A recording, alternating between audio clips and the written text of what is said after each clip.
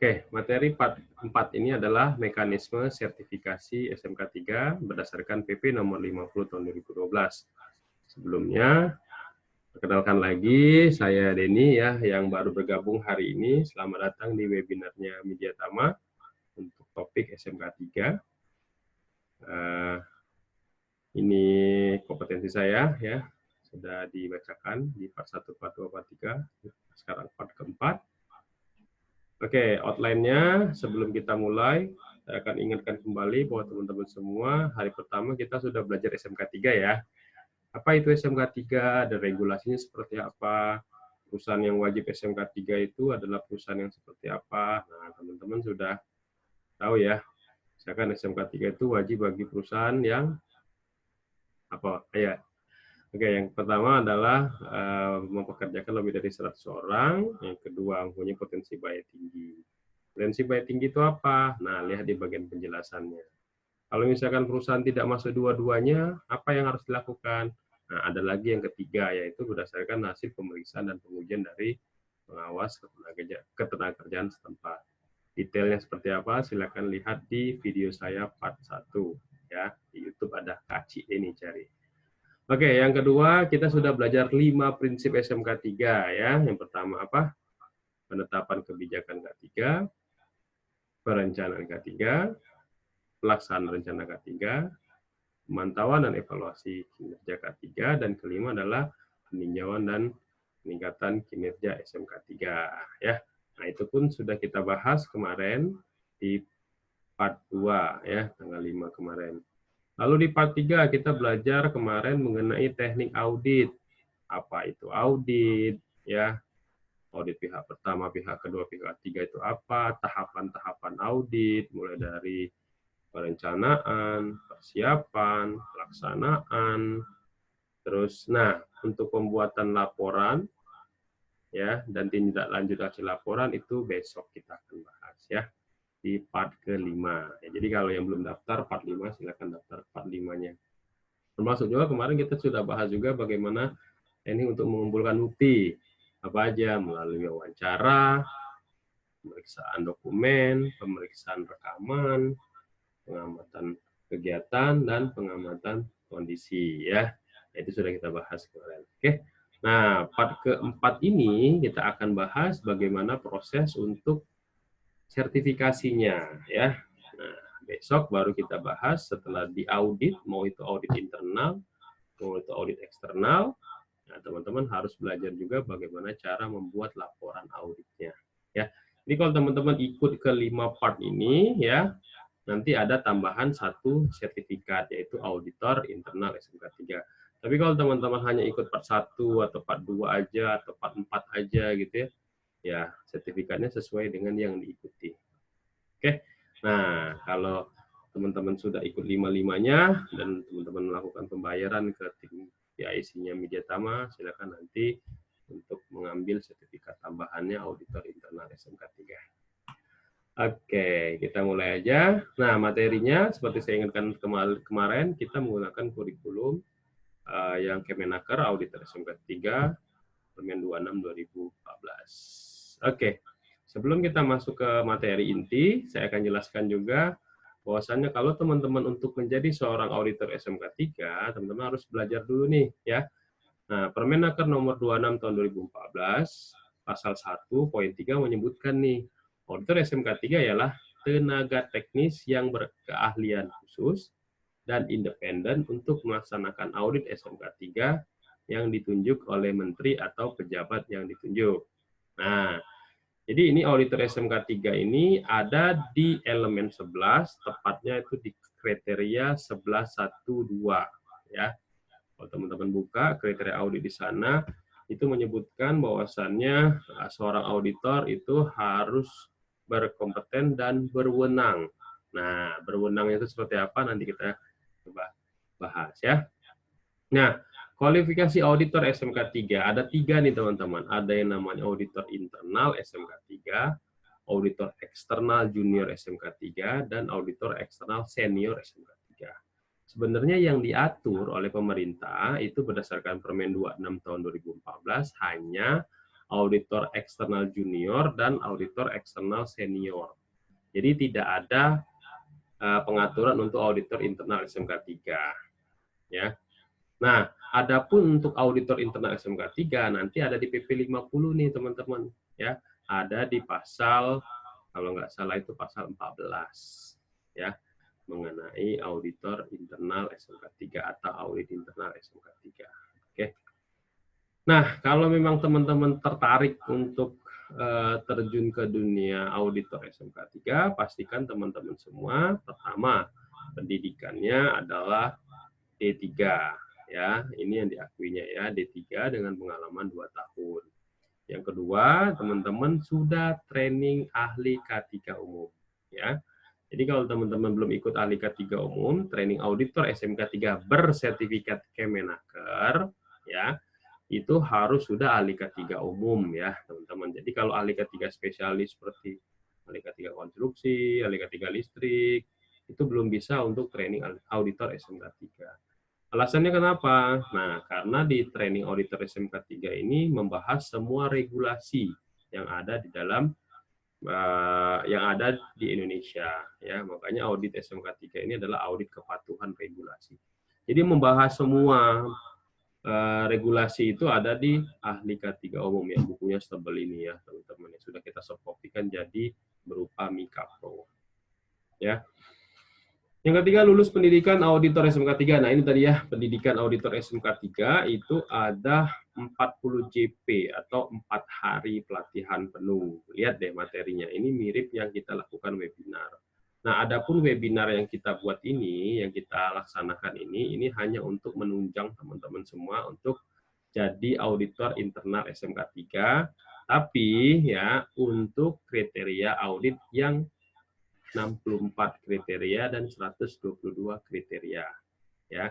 Nanti kalau untuk 166 kriteria seperti apa? Nah, nanti saya jelasin ya. Karena di dalam auditor di tingkat lanjutan atau 166 kriteria, auditor internal SMK 3-nya wajib bersertifikat Kemenaker RI. Ya. Nah, seperti itu. Nah, nanti ke depannya materi webinar ini saya akan jadikan untuk training auditor SMK 3 secara online ya. Nah, nanti tunggu aja, makanya ini saya sedang buat video-video ini selama 5 hari ini, tujuannya nanti untuk mengarah ke training auditor SMK 3 bersertifikat Kemenaker RI. Oke, nah nanti kalau teman-teman ikut training auditor SMK 3, itu trainingnya 4 hari ya, 4 hari dengan 40 JP ya. Nah, nanti teman-teman akan dapat sertifikat auditor SMK 3. Jadi di dalam sertifikat tersebut tidak tertulis auditor internal ataupun auditor eksternal. Jadi hanya tertulis auditor SMK 3. Ya, jadi gitu. Kok bisa seperti itu? Iya, nanti teman-teman yang sudah training auditor SMK 3 bisa mengarah ke auditor internal, bisa mengarah ke auditor eksternal. Ya, jadi tergantung teman-teman semua. Nah, namun biasanya kalau mau jadi auditor eksternal, kita harus punya pengalaman di auditor internal ya, sebanyak 5 kali. Oke. Nah, adapun di kriteria 1112 PP 50 tahun 2012 lampiran 2 menyebutkan tadi ya, saya sebutkan bahwasannya auditor itu harus berkompeten dan berwenang. Nah, kalau ngomongin soal berwenang itu kaitannya dengan SKP ya, surat keterangan penunjukan. Seperti kalau teman-teman ikut ahli K3 umum kan ada SKP-nya. Nah, untuk di auditor SMK 3 itu tidak ada SKP-nya, teman-teman. Jadi kalau teman-teman sudah training auditor SMK 3 Kemenaker, tidak ada SKP-nya. Ya. Terus gimana Pak supaya comply di 1112 dan ada lagi kriterianya di elemen 121 kalau nggak salah ya. Nah, coba nanti dicek. Nah, kriteria di 112 atau 121 itu mengatur mengenai tanggung jawab dan wewenang. Nah, dibuktikan dengan SKP. Nah, SKP untuk auditor internal SMK 3 itu tidak dikeluarkan oleh Kemenaker. Jadi siapa yang mengeluarkan? Yang mengeluarkan adalah SK Direktur. Ya. Jadi teman-teman harus dapat SK Direktur. Jadi tidak ada permohonan tertulis SKP ya. Jadi ada SK Direktur dari perusahaan. Oke. Nah, itulah yang akan menjadi pegangan teman-teman semua nanti kalau misalkan teman-teman semua mau jadi auditor eksternal. Jadi teman-teman harus punya jam terbang menjadi auditor internal yang dibuktikan dengan SK Direct. Ini penting sekali nih. Jadi kalau teman-teman sering melakukan audit internal, pastikan teman-teman semua punya surat keterangan sebagai auditor dari tanggal sekian sampai tanggal sekian. Untuk mengaudit divisi apa, nah harus jelas tuh di dalam sebuah surat keterangan dari direktur. Ini buat apa? Yang pertama, teman-teman ketika melakukan audit itu powerful. Jadi divisi lain itu nggak ngeles gitu loh. Nanti teman-teman, apalagi kalau teman-teman orang baru, nanti dibilang, wah ini anak hancur nih, ya mau audit-audit segala gitu ya. Nah itu menguatkan teman-teman semua. Yang kedua, yang tadi saya bilang sebagai jam terbang teman-teman semua kalau nanti suatu saat jadi auditor eksternal. Nah yang ketiga, ini paling penting nih ya. Kalau nanti teman-teman resign, ya kan, ditanya apa kelebihan Anda? Oh, kelebihan saya punya ahli K3 umum. Nah, semua orang punya ahli K3 umum, punya sertifikat ahli K3 umum. Apalagi kelebihan Anda? Kelebihan saya bisa mengaudit SMK 3 dan punya sertifikat audit SMK 3, auditor SMK 3. Buktinya apa? Buktinya adalah SK Director ini Pak, saya pernah melakukan audit. Nah, itu yang menguatkan teman-teman semua nanti ketika resign ya, itu bagian dari lampiran CV teman-teman semua. Itu powerful juga ya, untuk kita membedakan diri kita dengan yang lain sebagai kelebihan kita pada saat interview. Namun, auditor internal ini tidak diatur jelas di dalam Permen 26 tahun 2014. Oke. Nah, yang diatur jelas itu ada di auditor eksternal junior SMK 3. Nah, ini ada di Permen 26 tahun 2014 di pasal 11. Ya. Nah, regulasi-regulasi saya sudah share kemarin ya di WA Group ya, itu banyak banget regulasinya. Nah, ini saya rekap nih. Kalau teman-teman suatu saat pengen jadi auditor eksternal, ya itu ada tahapannya, ya. Ada yang namanya observer, auditor eksternal junior, baru jadi auditor eksternal senior, ya. Nah, yang pertama adalah daftar riwayat hidup, surat keterangan sehat, fotokopi sertifikat auditor, pendidikan D3 minimal 4 tahun, ya, pengalamannya 4 tahun, dan pendidikan 1 pengalaman 2 tahun. Yang kelima, SKP AK3U yang masih berlaku. Yang keenam, pengalaman audit eksternal sebagai peninjau. Nah, ini yang saya maksud tadi. Sebagai peninjau itu adalah observer. Jadi teman-teman harus jadi observer dulu untuk auditor eksternal SMK 3. Pengalaman sebagai auditor magang minimal 5 kali audit. Nah, auditor magang ini bisa jadi auditor internal di perusahaan, ya. Nah, itu jadi minimal 10. Tetapi juga poin 6 dan 7 ini masing-masing lembaga audit seperti Sukovindo, Alkon, Surveyor, BKI dan lain-lain itu tidak menggunakan secara sesuai dengan Permen 26 ya, seperti Sukovindo. Walaupun minimum dia sebutkan 5 plus 5 10 pengalaman audit, Sukovindo enggak. Sukovindo bisa 30 ya, teman-teman harus punya pengalaman audit. 30 apa? 30 perusahaan yang berbeda dengan audit penuh 8 jam ya. Itu pengalamannya. Nah, kalau Alkon berapa? Alkon 20. Jadi kalau tertulis di sini minimum 5 plus 5 10, tapi kalau di lembaga audit akan bertambah. Itu kan minimum tuh.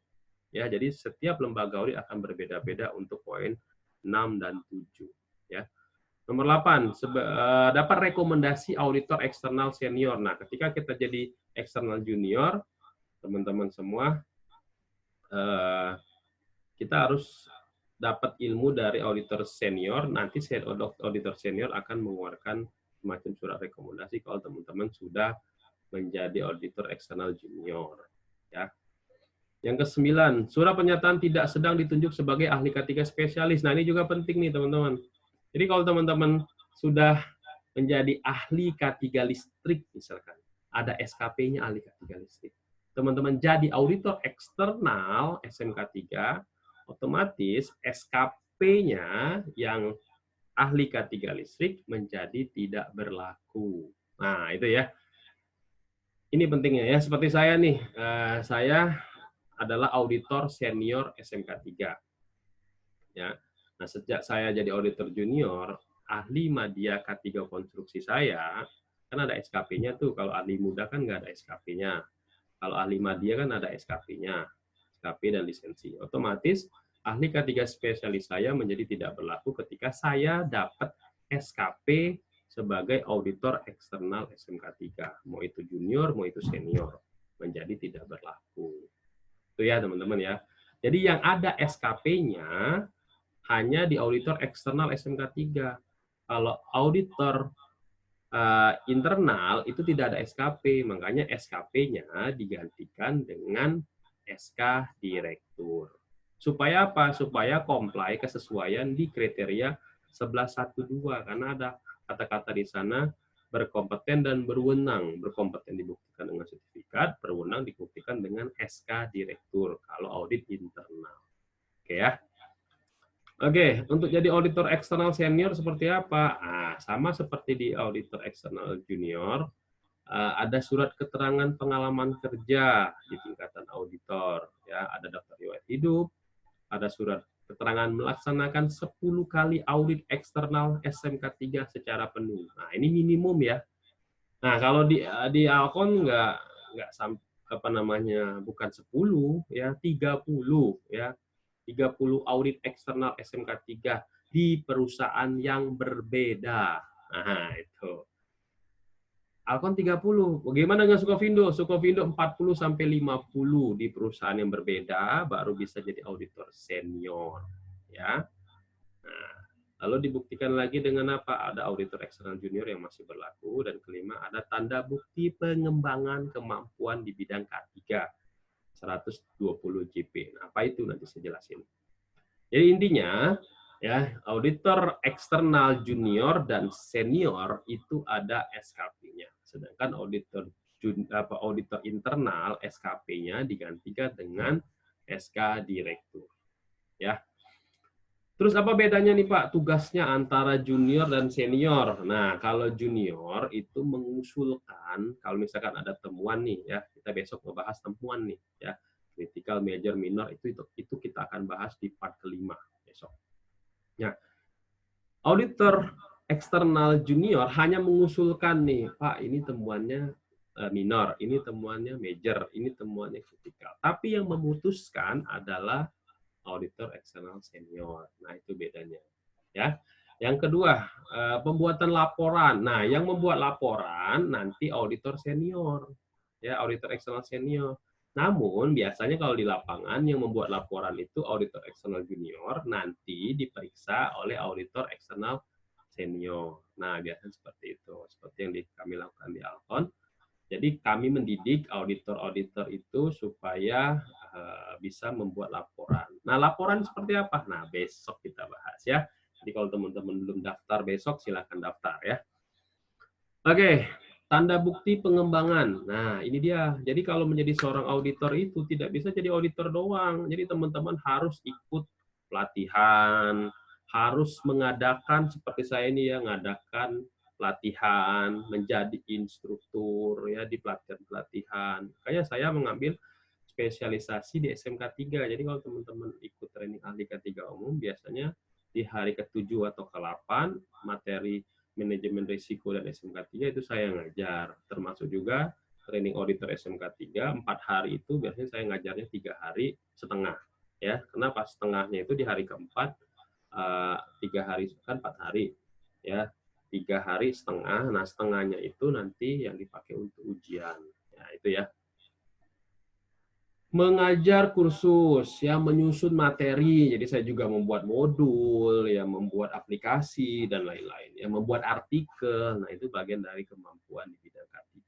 Kalau teman-teman pengen fokus di bagian auditor SMK 3.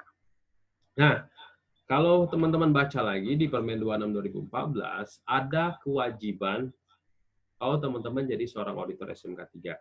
Mau itu auditor internal ataupun eksternal. Apa itu kewajibannya? Yang pertama, melaksanakan audit sesuai dengan ketentuan peraturan perundangan. Maksudnya gimana?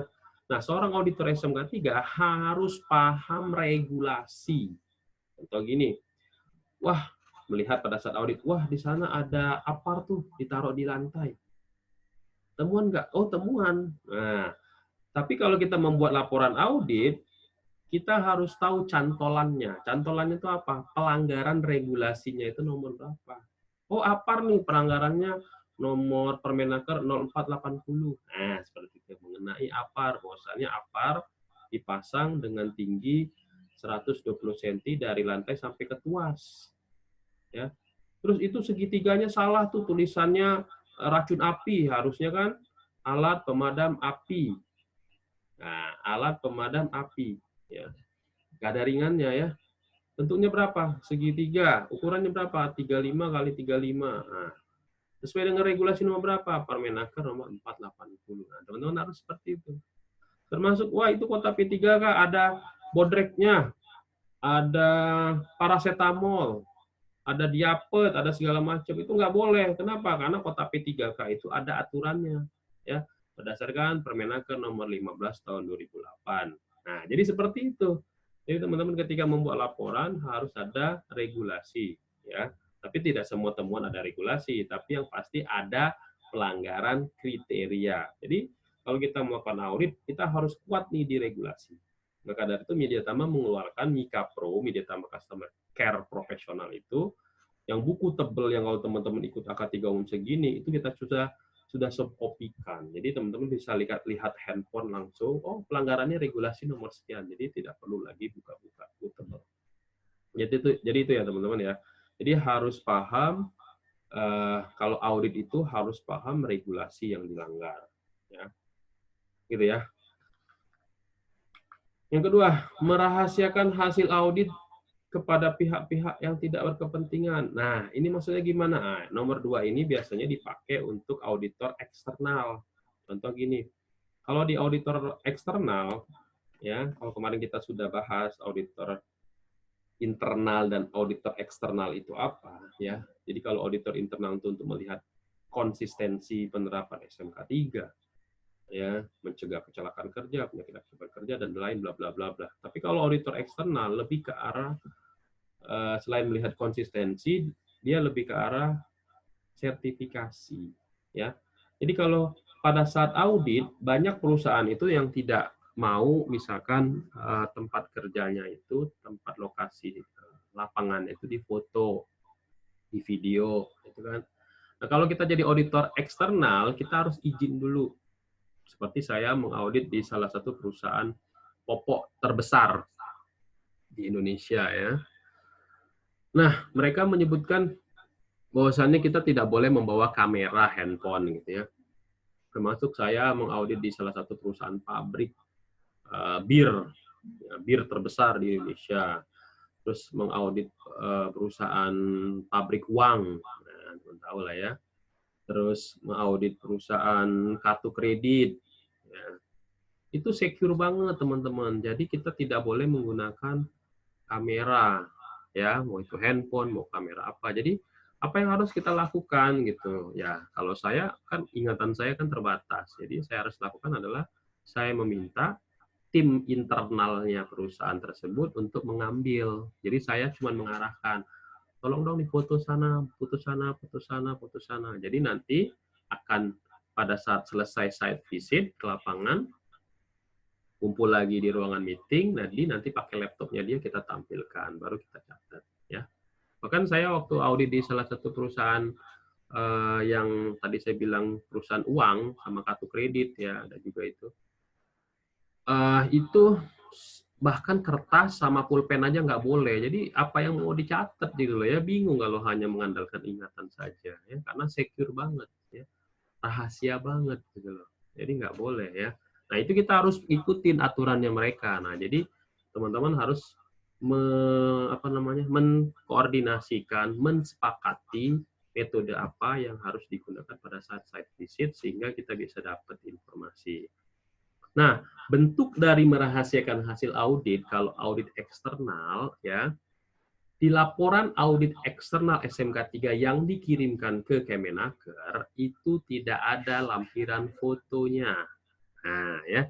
Nanti besok kita belajar nih mengenai laporan audit itu nanti dibuat menjadi 4 rangkap. Ke siapa aja ya. Nah, besok kita bahas. Jadi kalau laporan audit sudah diserahkan ke 4 pihak tadi, itu cenderung nanti akan ada yang oknum-oknum yang memanfaatkan foto-foto tadi gitu ya. Jadi di dalam audit eksternal SMK 3, eviden foto itu tidak diperbolehkan ya. Kenapa? Karena ada poin 2 tadi, merahasiakan hasil audit. Tapi kalau teman-teman audit internal SMK 3, justru foto itu diwajibkan. Kenapa? Karena SMK 3 ini aplikasinya before dan after. Ya, jadi kalau teman-teman pada saat audit ada temuan misalkan, oh ada ceceran oli nih, foto tuh cepret. Nah nanti before-nya, terus pas perbaikannya itu ada after-nya. Nah disitulah nanti teman-teman akan ketahuan, oh ini sudah di closing nih, udah diperbaiki nih temuannya. Nah itu. Yang ketiga, mematuhi peraturan K3 di perusahaan. Nah ini mirip di poin 1 tadi ya. Jadi misalkan nih teman-teman diwajibkan untuk pakai celana jeans pada saat audit, harus pakai lengan panjang. Nah itu kita harus ikutin ya pada saat site visit biasanya. Seperti saya melakukan audit di salah satu perusahaan PLTU. Kalau saya pakai pakaian biasa itu akan susah masuknya, harus ngurus yang namanya izin masuk ya. Ada tes lagi dan lain sebagainya. Alternatifnya gimana? Saya harus pakai pakaiannya si kontraktor PLTU tersebut. Jadi saya dikasih baju PLTU ya, masuk ke sana. Jadi nggak bebas karena sudah tahu oh pakaiannya si A nih, berarti dia kontraktornya si A gitu. Nah gitu ya. Terus pada saat saya audit salah satu perusahaan, sebut saja ya, Pertamina misalkan gitu ya, di offshore misalkan. Di salah satu anak perusahaan Pertamina tersebut mewajibkan kalau auditor yang masuk ke area sana karena offshore harus punya sertifikat BOSIET, Sea Survivor. Nah, sedangkan saya nggak ada, ya terpaksa saya nggak bisa ke offshore-nya, jadi saya hanya ke onshore-nya saja. Jadi auditor tim saya yang lain yang ke nyebrang ke sana pakai chopper. Aduh, sedih banget ya. Jadi kalau teman-teman nanti jadi auditor, pastikan kompetensinya ditambah terus ya. BOSIET, Sea Survivor itu penting juga ya. Oke, itu mematuhi peraturan K3. Ya, termasuk juga misalkan, apa lagi ya, saya pernah mengaudit di salah satu perusahaan pembangkit listrik tenaga air, PLTA, yang harus menggerakkan turbin. Nah, di dalam area turbin kan harus orang berkompeten. Atau masuk ke area genset, harus orang berkompeten di bidang genset, karena gensetnya gede sekali, turbinnya gede sekali. Jadi gimana caranya supaya kita bisa tahu bentuk turbin itu kayak gimana? Kan sekaligus belajar ya. Kita nggak bisa masuk, tapi ada fasilitas yang kita bisa lihat dari luar. Misalkan ada kaca ya. Nah, kaca itu kita bisa lihat dari dindingnya ada kaca ya. Jadi kita bisa lihat dari sebelah sini gitu ya. Atau kita bisa lihat dari CCTV. Ya, itu banyak lah metode-metodenya. Atau kalau emang nggak ada sama sekali ya terpaksa pakai handphone, ya itu pun kalaupun dikasih masuk handphone kan, karena berbahaya juga handphone itu ada mengandung panas ya. Nah banyaklah metode-metode yang teman-teman harus kembangkan, dan ingat harus disepakati kedua belah pihak ya, seperti di dalam ISO 19011 tahun 2018 bahwasannya audit itu ya, pedoman audit sistem manajemen itu harus ada 3 komponen ya. Yang pertama ada komponen wawancara yang seperti kita bahas kemarin. Yang kedua ada yang namanya komponen pemeriksaan dokumen, baik itu dokumentasi segitiga yang kemarin kita bahas, termasuk juga komponen rekaman ya. Rekaman itu formulir atau checklist yang sudah terisi, ataupun site visit. Jadi ada 3 ya. Wawancara, pemeriksaan dokumen, dan site visit. Nah, itu ya komponen yang harus ada pada saat audit, metode audit. Oke, lanjutin. Kewenangannya. Ya, yang pertama adalah memasuki semua tempat kerja yang diaudit. Nah, kemarin saya udah jelasin ya, teman-teman ya. Jadi auditor itu boleh masuk ke area mana saja. Ya, kemarin saya cerita ya mengenai ada pada saat audit ada kontainer terkunci, alasannya kuncinya dibawa oleh logistik bla bla bla. Itu kewenangan kita untuk masuk area itu selama memang tidak ada batasan. Nah, ini sering juga nih teman-teman, saya sering sekali mau dikibulin ya. Ya salah ya ahli K3 ya. Ditempel restricted area. Ada stikernya, restricted area, restricted area. Nah, kita pun sebagai auditor, kita harus punya feeling auditor. Ini kayaknya restricted area palsu deh. Kok saya bisa tahu ya? Jadi gini teman-teman, kalau memang area tersebut restricted area atau area terbatas, tempelan yang ada di depan pintu itu tidak mungkin menggunakan ya kertas yang di print. Nah, itu secara logikanya ya. Jadi tulisan restrict area itu baru ditempel pada saat mau audit, ya kan? Baru ditempel pakai selotip, pakai lakban, kan bohong banget gitu loh. Kalau memang area tersebut restricted area, ya saya udah hampir 10 tahun menjadi auditor, itu biasanya pintunya itu ya dari baja, terus tulisan restrict area-nya itu pakai baja juga, pakai pelat, dan warnanya pun udah pudar-pudar gitu ya. Ya. Kalau untuk memastikannya lagi, coba mana site plan-nya, mana blueprint dari area kerja yang dinamakan restrict area itu mana aja.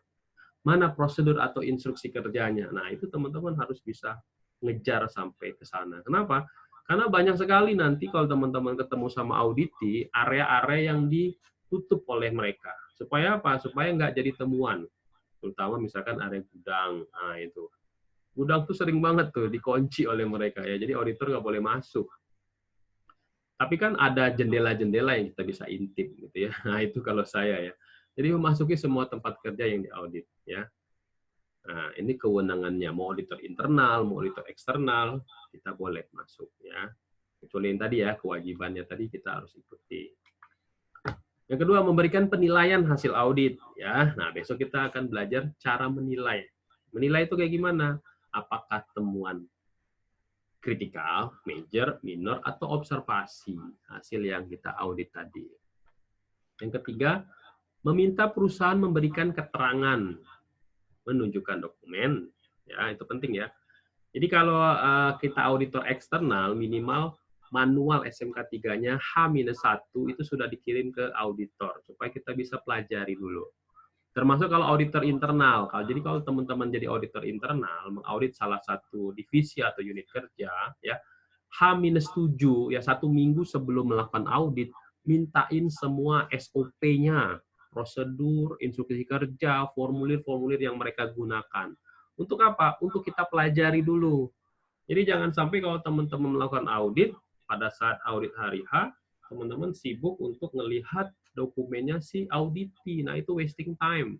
Ya. Ini harus dibaca dulu ya, supaya tahu alur proses di salah satu divisi atau unit kerjanya. Berikutnya, menyediakan petugas pendamping. Nah, ini penting nih kalau audit eksternal, ini jangan sampai kita masuk ke sana kemari. Jadi kita harus ada yang ngedampingin. Supaya apa? Supaya aman, selamat, dan sehat. Tahu sendirilah ya, kalau kita site visit, itu kan kita nggak tahu mana area-area yang berbahaya. Walaupun kita sudah diberikan safety induction, kadang safety induction pun kadang nggak terlalu detail. Jadi yang tahu persis itu adalah pendamping. Ya, pendampingnya itu HSE atau orang K3-nya. Oke? Tapi kalau dia nggak ada, ya jangan mau gitu. Ya, seperti yang tadi kewenangannya seorang auditor tadi, yang keempat, yang ini ya, menghentikan pelaksanaan audit SMK 3 apabila belum ada sistem yang dibangun. Ya, contoh saya melakukan audit nih, salah satu perusahaan kontraktor. Prosedur kerjanya, instruksi kerja, manual, itu referensinya hanya tertulisnya ISO 9001, 14001, dan OSAS 18001. Dia tidak menyebutkan SMK 3-nya. Artinya apa? Perusahaan ini sistem SMK 3-nya belum terbangun. Walaupun mereka klaim, Pak, kami sudah OSAS kok. OSAS kan sama SMK 3. Beda, saya bilang. Ya, kenapa beda lah? Kalau teman-teman baca OSAS yang terakhir itu 18.001 2007 kan digantikan ISO 45001 2018. Itu hanya 20 klausul, teman-teman. Tapi kalau teman-teman baca PP 50 tahun 2012 ya lampiran 2 itu ada 166 kriteria. Jadi antara 20-an klausul dengan 166 kriteria itu sesuatu yang berbeda. Jadi kalau teman-teman sudah mengimplementasikan SMK 3, baru mengimplementasikan ISO 45001 ataupun OSAS itu lebih gampang. Ya, karena di ISO ataupun di OSAS ya itu bicaranya general. Nah, jadi tidak secara spesifik. Contoh misalkan di OSAS atau di ISO 45001 menyebutkan organisasi harus menyiapkan prasarana keadaan darurat seperti itu ya. Bahasanya umum banget. Keadaan darurat itu nggak dijelasin aparnya berapa, tinggi apar berapa, kotak P3K seperti apa, ruangan P3K seperti apa, itu nggak didetailkan. Tapi kalau di SMK 3 didetailkan banget gitu loh. Jumlah apar, jarak apar, jenis apar, ya kan? Termasuk kotak P3K, ada kelas A, kelas B, kelas C, ya jalur evakuasinya, assembly point ini didetailkan banget. Gitu. Ya, jadi itu ya teman-teman ya. Terus dan atau keadaan yang membahayakan bagi auditor SMK 3. Contoh misalkan pada saat audit teman-teman nggak disediakan APD untuk visitor. Saya nggak mau itu. Ya, saya pernah melakukan audit disuruh ke lapangan atau saya yang pengen ke lapangan tapi saya nggak dikasih safety shoes, nggak dikasih pinjem helm. Saya nggak mau. Saya bilang Pak, saya membahayakan buat diri saya gitu. Ataupun saya harus naik ke atas gitu ya. Ya, melihat pekerjaan konstruksi naik ke atas, naik tangga, naik ke scaffolding, itu bukan kewenangan saya untuk naik ke atas seperti itu. Kenapa? Karena kalau kita mau naik ke atas seperti itu, kita harus punya kompetensi apa? Ada yang namanya TKBT, ya tenaga kerja bekerja di ketinggian, TKPK, kompetensinya. Nah itu ya teman-teman ya. Jadi teman-teman harus tahu kalau misalkan itu membahayakan auditor, nggak usah ya. Nggak usah jadi superhero ya, masuk ke got-got kayak gitu kan, cari pencitraan, nggak usah ya. Amankan diri kita ya. Jadi pada saat jadi auditor, amankan diri kita. Ini udah aman belum? Kalau nggak aman nggak usah ya. Oke. Nah, ada atribut baik auditor. Nah, ini ya teman-teman harus paham ya, harus adil, dapat dipercaya, berpikiran terbuka. Nah, ini ya. Seperti saya informasikan kemarin ya, auditor itu harus prudensial. Always listening, always understanding. Lebih banyak mendengarkan ya. Kadang misalkan ada temuan, audit itu suka ngetes kita. Ini gimana Pak? Kita balikin lagi. Menurut Bapak gimana? Nah, kadang itu cuma ngetes teman-teman ya. Mereka sudah tahu jawabannya gitu. Atau mereka udah tahu jawabannya tapi nggak yakin. Nah, tugas kita lah untuk meyakinkan. Oke. Diplomatis, pemerhati, cerdas, cakap. Nah, ini ya, ini bagian dari atribut baik seorang auditor. Nah, yang harus kita perhatikan juga atribut buruknya. Berdebat. Nah, ini nggak boleh kalau teman-teman jadi auditor, misalkan auditinya komplain, sanggah, segala macam, nggak usah berdebat. Kalau saya nih paling malas kalau misalkan berdebatnya gini. Beberapa kali saya ketemu auditi, kota P3K itu ya, sering banget jadi temuan, misalkan di dalamnya itu ada bodrek, Panadol. Gitu. Dia ngomong kayak gini, Pak, ini kan kota P3K kan ini Panadol bodrek kan sering banget tuh teman-teman pekerja proyek itu sering sakit kepala, terus sakit perut gitu. Masa nggak boleh sih Pak? Kan biasanya. Nah, biasanya, nah itu nggak. Biasanya itu mereka tuh nggak ngerti regulasi. Jadi saya kalau menghindari debat, saya bawa, kamu kan sudah ahli K3 umum ya? Ada buku tebal yang itu, yang K3 umum segini? Oh ada Pak, coba ambil. Coba buka itu Permenaker 15/2008, standar isi kotak P3K. Nah, ketika dia baca, ada standarnya, ya udah selesai. Nggak usah berdebat.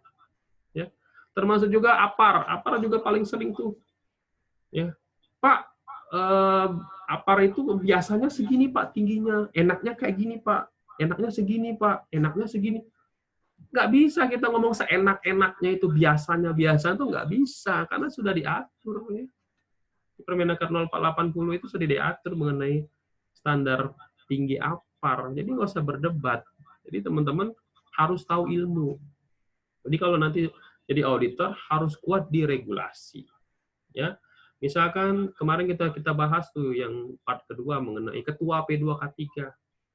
Jadi ada beberapa perusahaan yang menjadikan HSE manager jadi ketua P2K3. Nah, itu salah banget saya bilang. Coba aja lihat tuh di Permenaker 487 mengenai P2K3 ya. Buka lagi di PP 50 tahun 2012 ada di elemen 145 ya kalau nggak salah ya mengenai P2K3 harus dibentuk sesuai dengan peraturan perundangan. Itu jelas banget tuh ya. Ketua P2K3 adalah pucuk pimpinan di tempat kerja. Ingat, di tempat kerja. Kalau P2K3-nya disahkan di kantor pusat, untuk P2K pusat, berarti pucuk pimpinan siapa? Direktur. Tapi kalau P2K3-nya tadi untuk project, berarti ketuanya adalah project manager. Atau untuk pabrik, berarti kepala pabrik. Jadi nggak usah berdebat seperti itu. Hindari yang kayak gitu ya, karena nggak kelar-kelar nantinya.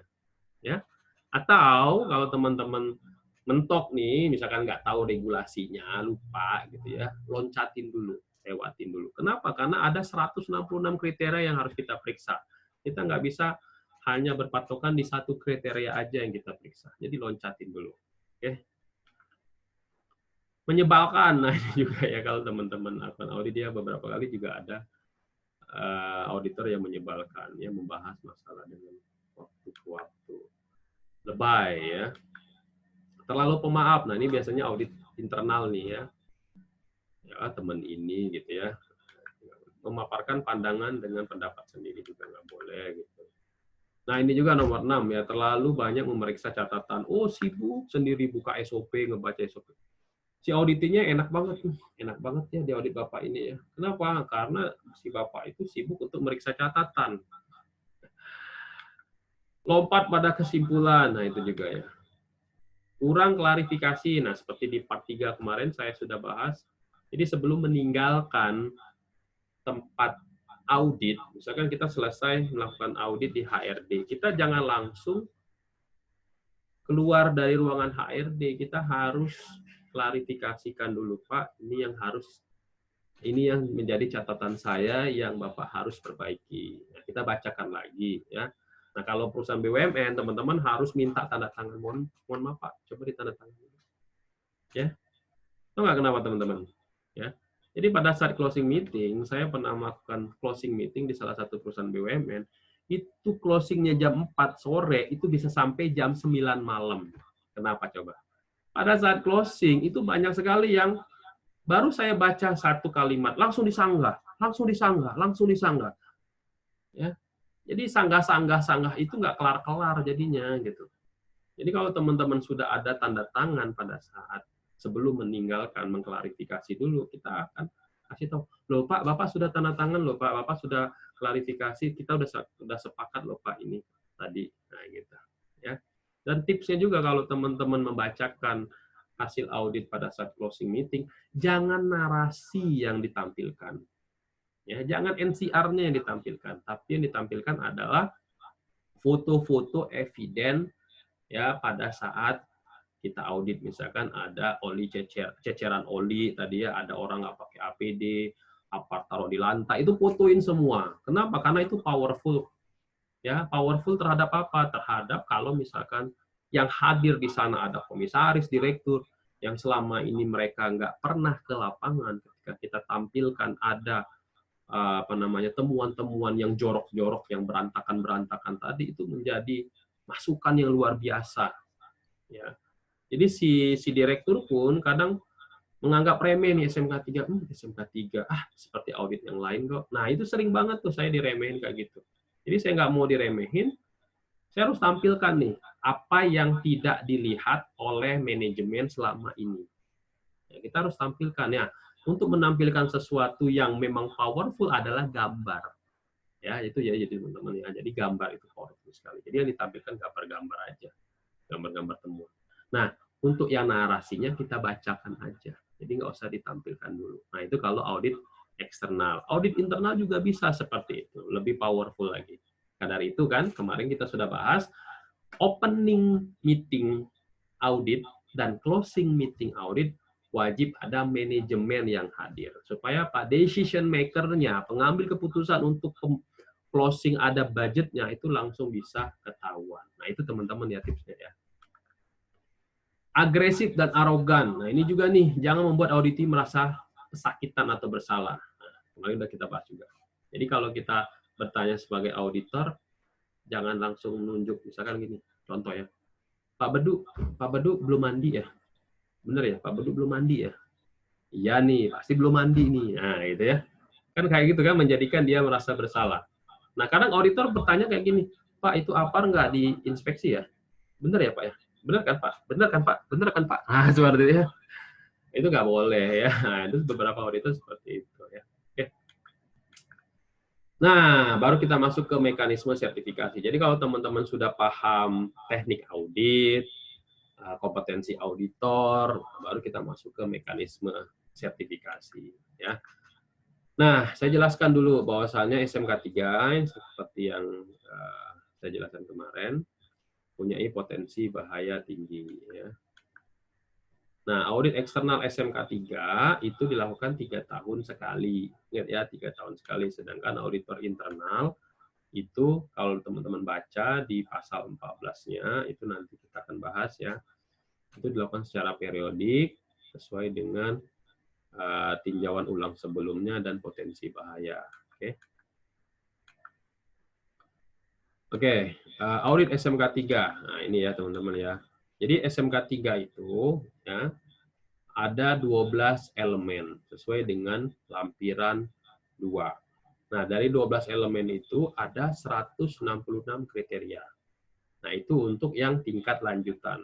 Kalau teman-teman baca lagi, kalau tingkat awal, teman-teman hanya mengambil 64 kriteria aja. Nah, 64 kriterianya juga sudah ditabelkan dalam PP 50 lampiran 2. Kalau teman-teman ambil yang tingkat transisi, itu ada 122 kriteria.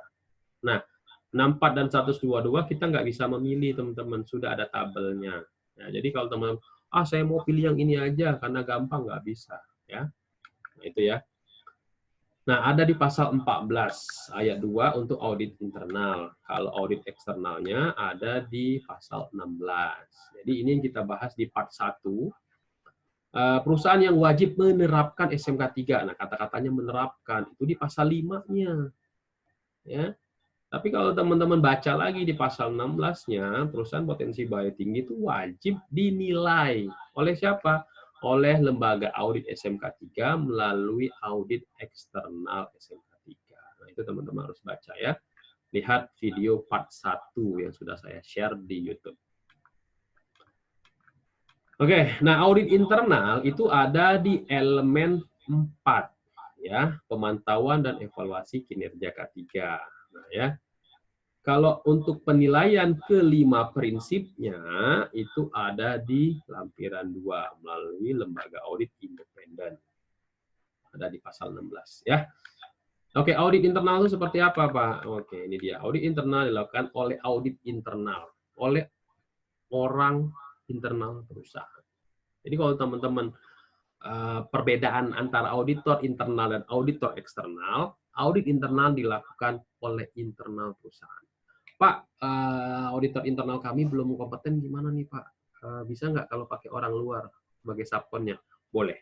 Jadi kalau teman-teman di internal perusahaannya tidak ada auditor internal berkompeten itu dia sudah training auditor SMK 3 Kemenaker. Teman-teman bisa pakai subkon ya. Ada banyak sekarang subkon atau konsultan freelance ya. Jadi teman-teman kalau sudah training auditor SMK 3 ini bisa dapat uang tambahan loh ya.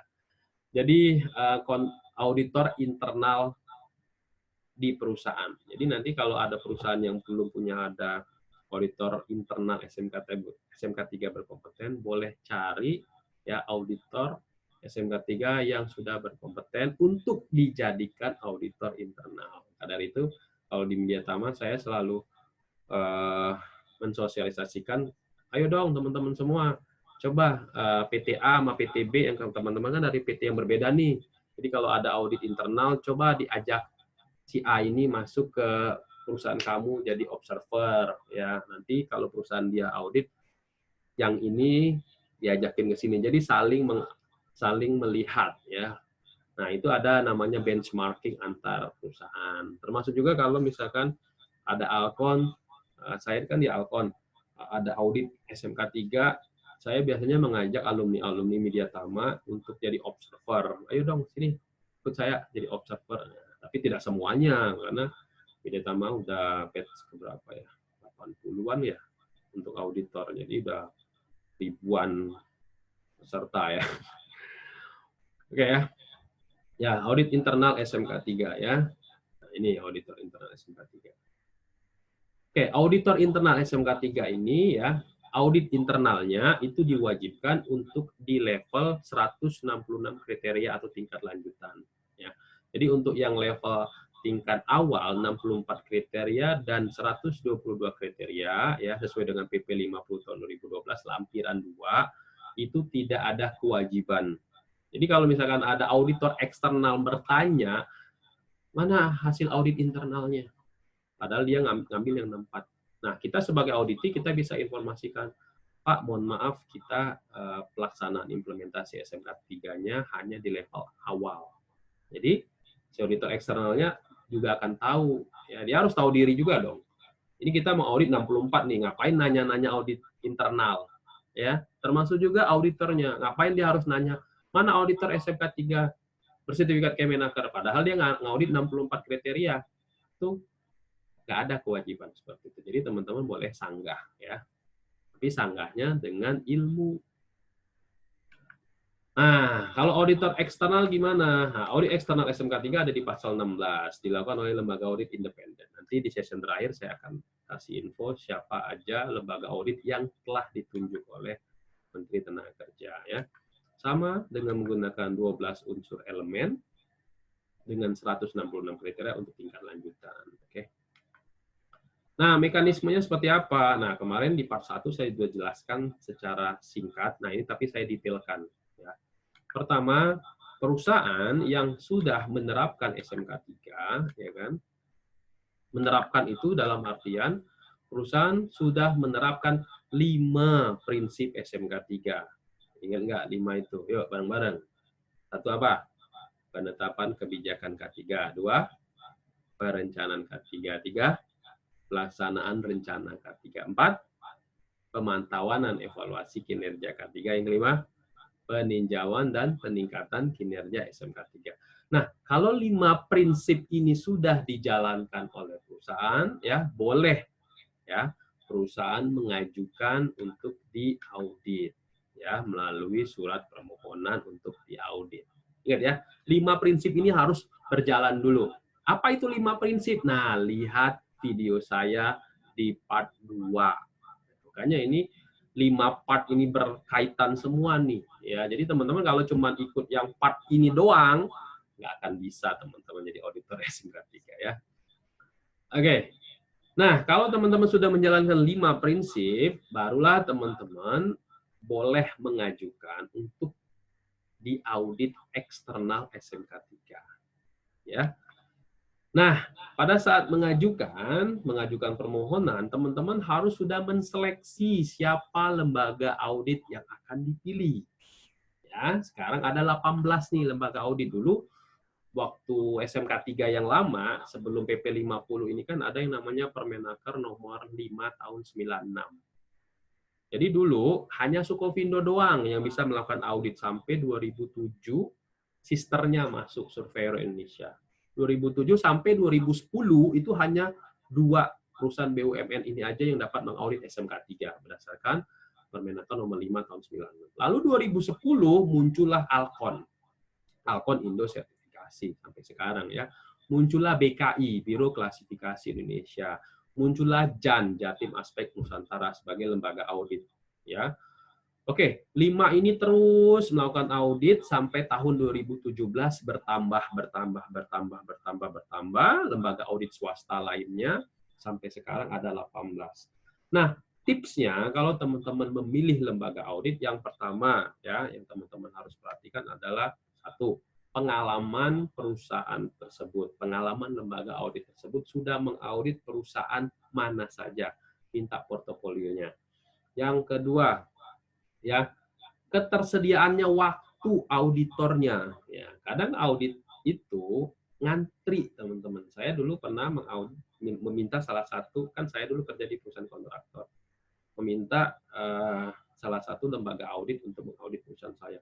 Itu tahu nggak? Nunggu 3 bulan ya baru perusahaan saya dapat jatah untuk mengaudit. Padahal tahu sendiri ya, kontraktor itu maunya cepat, ya kan, murah, ya kan, bila perlu nggak pakai audit. Nah, itu ya kontraktor ya. Jadi teman-teman kalau tahu kontraktor kayak gitu ya.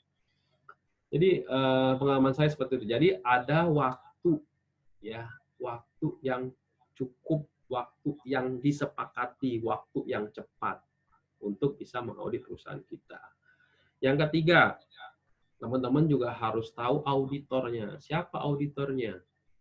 Ya. Kenapa? Karena nanti akan berpengaruh ke penilaiannya. Nah, bila perlu nanti pada saat audit SMK 3, teman-teman ya meminta ada yang namanya pre-audit SMK 3, atau kalau di ISO itu audit stage 1.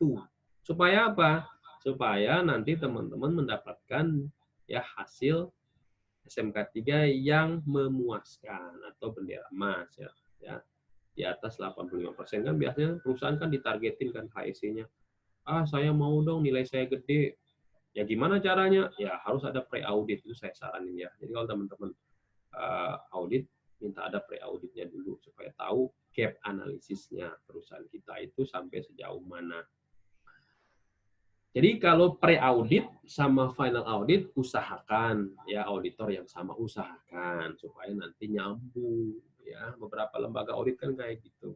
Kalau misalkan antara pre-audit atau initial review itu berbeda pada saat final audit, itu bahasa initial review itu bahasa di ISO ya.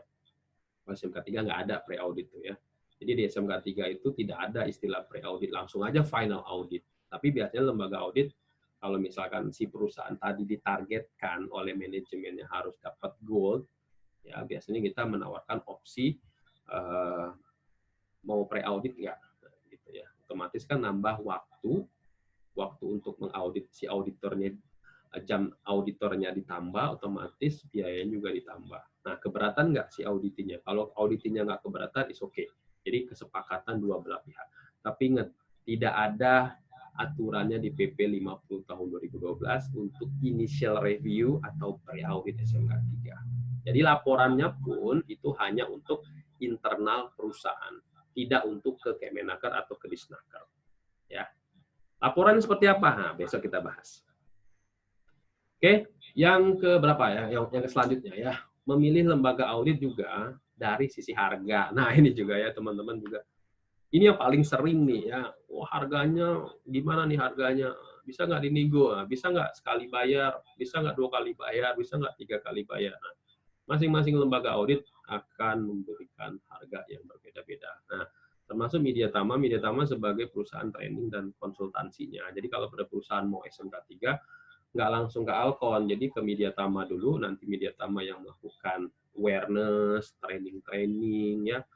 Nanti di training itu ada proses tanya jawab, ya kan, seperti itu, bagaimana implementasi SMK 3 yang benar efektif sehingga dapat gold kayak gimana, gitu. Baru nanti Alkon yang melakukan auditnya. Lembaga audit biasanya seperti itu ya. Dari 18 lembaga audit itu punya lembaga training semua, punya lembaga konsultan semua. Seperti Alkon ya, kerjasama sama Mediatama sebagai lembaga training dan konsultansinya. Oke, supaya teman-teman bisa tahu ya, manajemen teman-teman tahu juga nih bagaimana atau kenapa harus ada audit SMK 3. Itu penting tuh teman-teman ya. Jadi sebelum ada sertifikasi, audit sertifikasi, pastikan para manajemennya sudah diberikan briefing atau awareness terkait dengan pentingnya SMK 3 ya, dari sisi harga. Lalu berikutnya selain harga, teman-teman juga harus perhatikan yang namanya branding juga ya.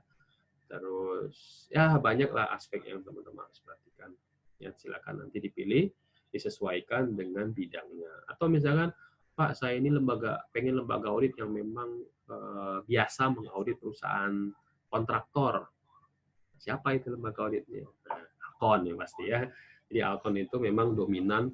Sekarang GM-nya pun adalah Ketua Umum Asosiasi Ahli K3 Konstruksi Indonesia. Jadi 85% perusahaan kliennya adalah konstruksi. Tapi tidak menutup kemungkinan untuk di perusahaan pabrik. Seperti yang saya bilang tadi ya, saya sebutin aja nih.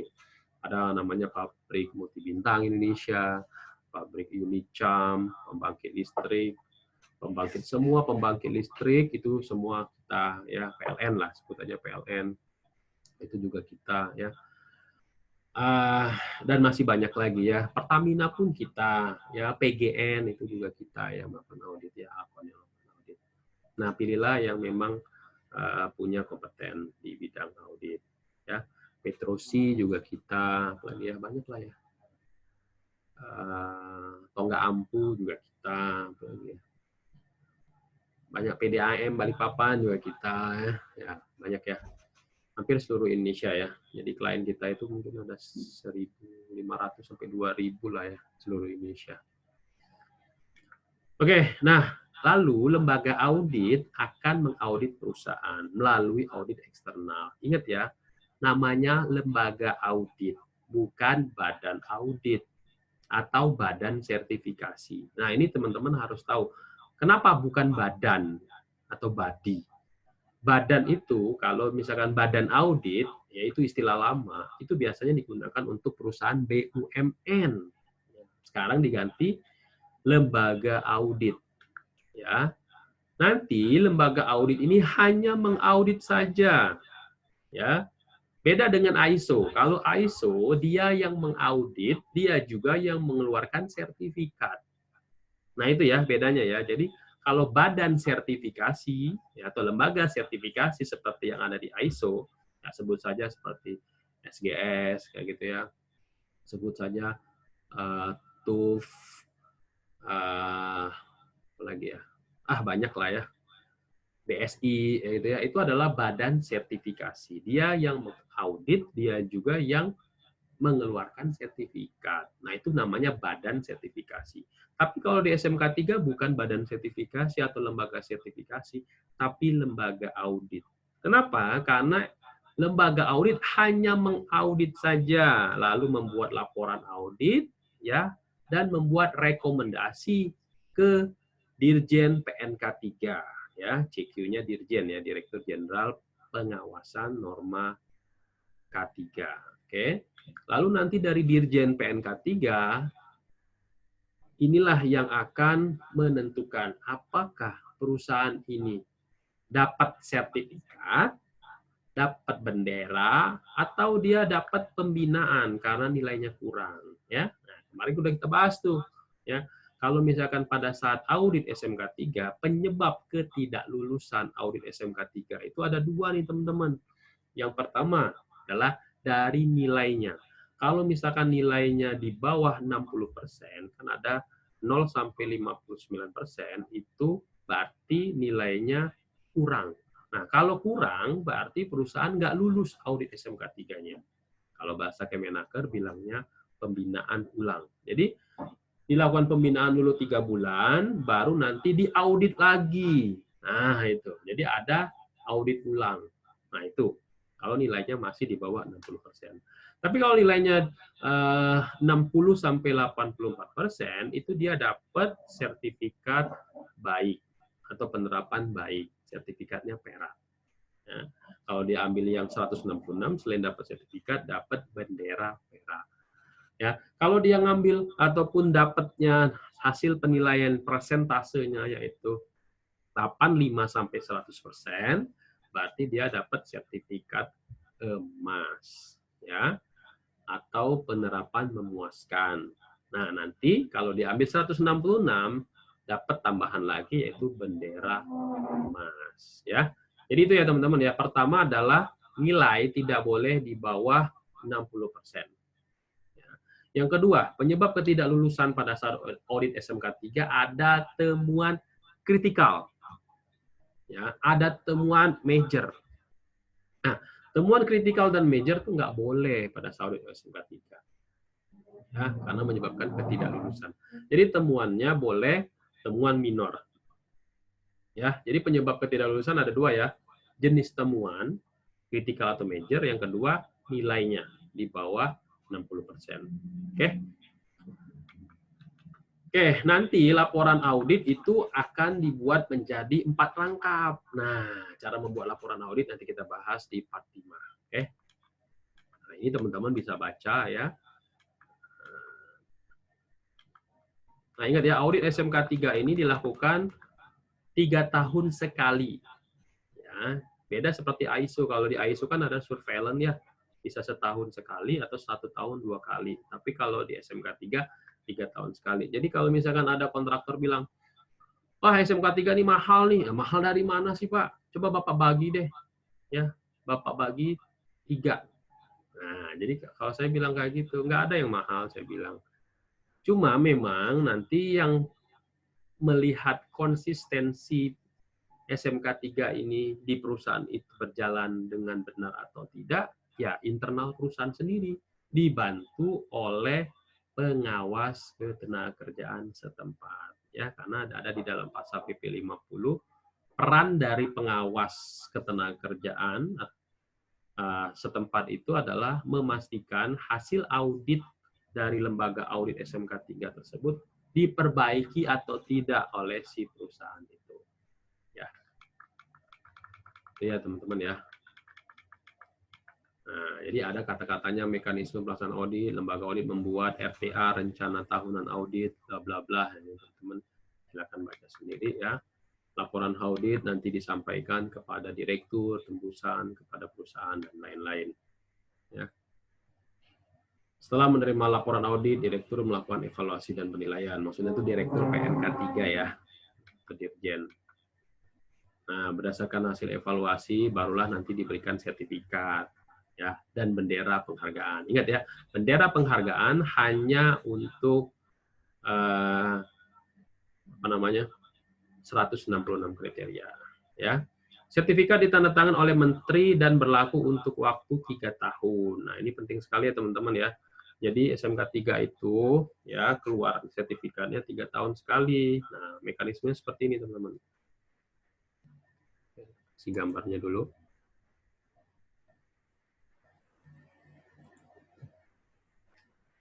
Nah, jadi gini. Ini ya.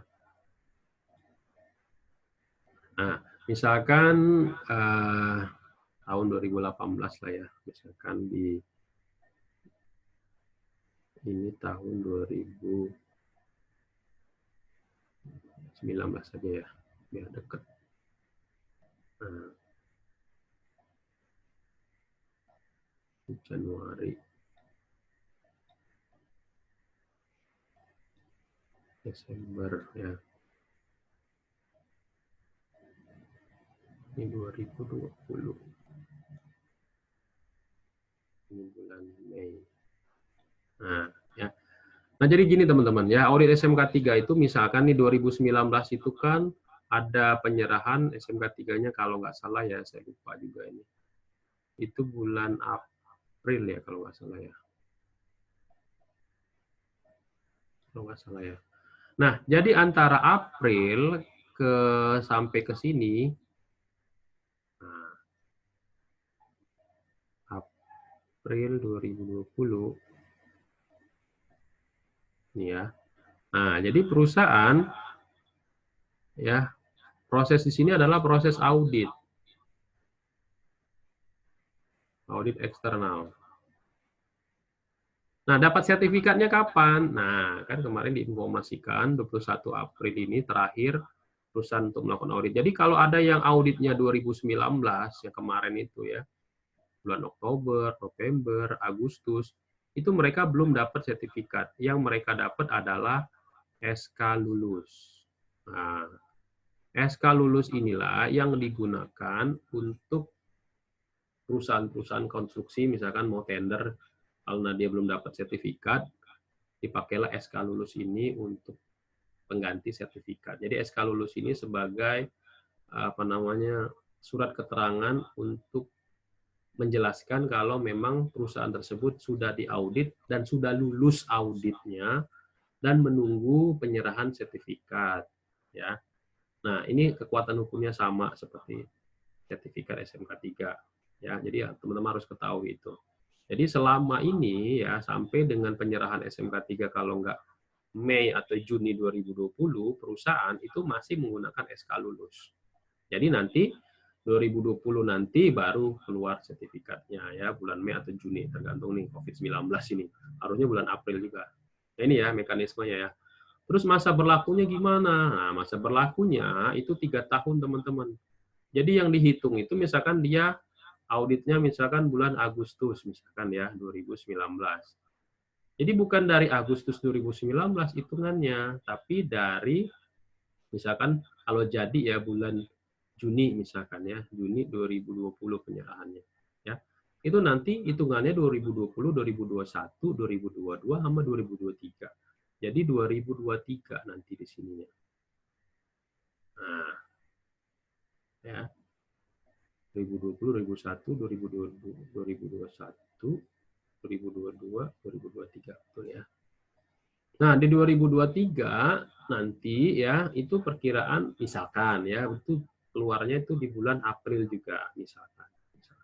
Karena nih kadang keluar sertifikat itu semau-maunya dari kementerian tergantung dengan budget dari Kementerian Ketenagakerjaan kapan keluarnya ataupun tergantung dari waktunya pejabat, misalkan menteri ya harus mencocokkan menteri ataupun ada libur-libur nasional, nah itu menjadi ini banget ya.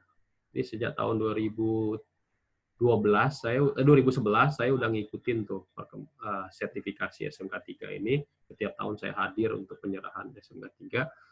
Itu waktunya berbeda-beda terus teman-teman ya. Ada di bulan April, ada Mei, ada Juni, ada Juli, Agustus, September, berubah-berubah terus ya. Nah, kita contohin aja. Jadi sertifikatnya yang resmi di sertifikat misalkan ya tertulisnya itu Juni 2020.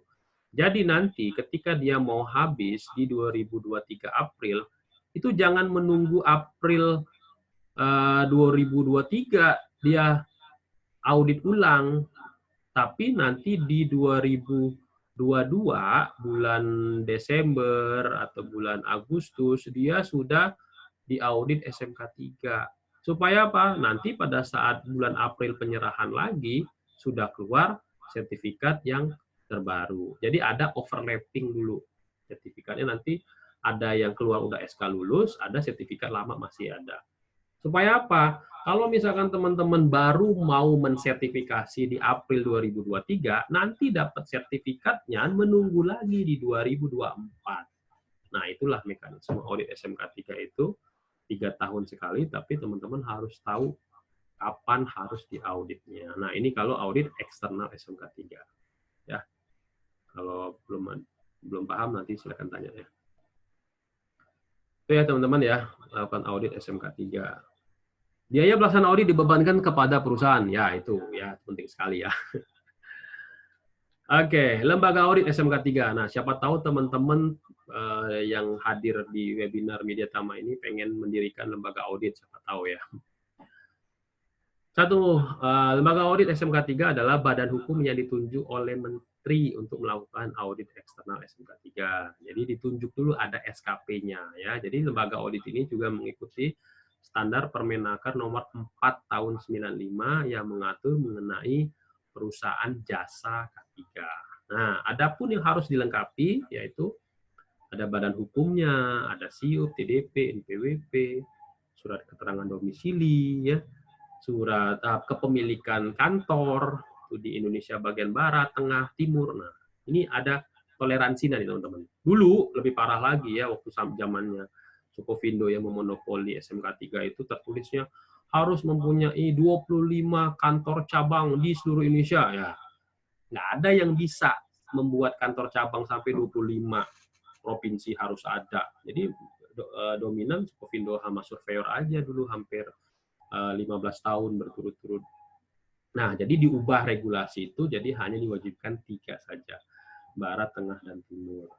Terus harus mempunyai, harus ada wajib lapor ya, 4 auditor eksternal senior, 8 auditor junior. Nah, itu syaratnya ya. Punyai program kerja pelaksanaan, sertifikat jaminan sosial, dokumen pengalaman melakukan sertifikasi sistem manajemen, struktur organisasi, dan panduan audit sistem manajemen sesuai dengan standar. Nah, standarnya itu maksudnya adalah ISO 19011 2018 ya. Jadi teman-teman kalau jadi auditor itu harus paham tuh ya, pedoman audit itu ada di ISO 19011 2018 ya. Kalau di permennya Permen 26 tahun 2014.